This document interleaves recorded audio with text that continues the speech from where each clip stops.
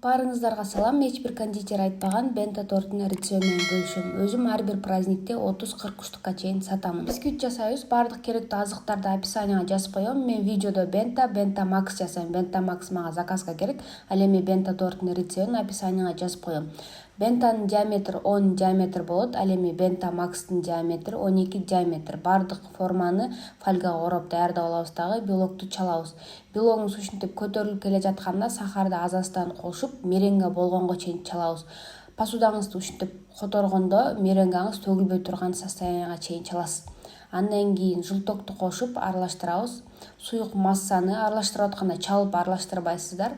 Анан ун, крахмал кошуп жакшылап аралаштырабыз. Бул жерде да аябай чалып салбаш керек, меренге отуруп калбаш үчүн. Формабызга куюп, мен 160 градуста 30 минуттан ичинде бышырып алдым. Биринчи бисквитибиз ушинтип көтөрүлөт, андан кийин бети ушундай тегиз массага келет. Бул нормалдуу нерсе. Главное түшүп калбаш керек бисквитиңиздин ичи. Кесип форма муздагандан кийин даярдап алабыз дагы. Үстүндөгү корочкасын кесип таштайбыз бисквиттин. Бул бизге кереги жок. Андан кийин тең ортого бөлүп алабыз. Ар бир бисквиттин сантиметри 2 сантиметр болгону жакшы. Кремин жасайбыз. Бизге творожный сыр, сливки, сахар керектелет. Баардык азыктар муздак температурада болуш керек. Миксер менен жакшылап чалып, кондитерский мешокко салып даярдап алабыз дагы. Бисквитибизди сборкага баштайбыз. Мен пропиткага сүттү колдоном. Видеодо көргөзүлгөндөй кылып сборка кылабыз. Общий бента торттун высотасы обчашкасы менен 6-6,5 сантиметр болуш керек. Ошондо упаковкадагы крышкасы бетине тийип калбайт. Обчашкасын жасайбыз. Кремди жагып алып, спатула, шпателдин жардамы менен жакшылап тегиздеп алабыз.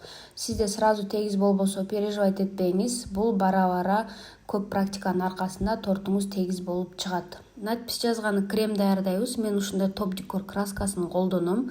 Кремибиз аябай катуу же жумшак болбош керек. Орточо консистенцияда болгону жакшы. Ал эми сүрөт тартам десеңиз, ушундай шпажка же болбосо зубочистка менен тартып, андан кийин крем менен үстүнө жагып чыгасыздар. Надпись түз жазылыш үчүн спатула менен метка жасап алабыз. Андан кийин тортуңуздун өңү кандай өң болсо, ошол өңдөгү крем менен жазып аласыздар. Бул биринчиден объем берет, экинчиден туура эмес жазып алсаңыз акырын алып салганга болот. Кооз кылып жаза албайм десеңиз, биринчи шпажка менен жазып алсаңыз болот, андан кийин крем менен үстүнө жазып чыксаңыз болот. Бента торт даяр, азыр упаковка кылабыз. Эң биринчи эле пергамент кагазын керек өлчөмдө кесип аласыздар дагы.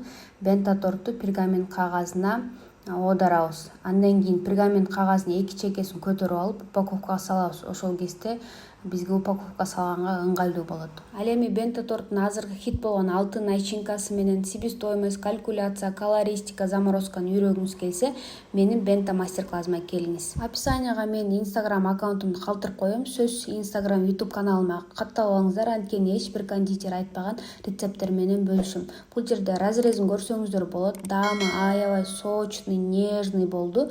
Сөзсүз жасап көрүңүздөр.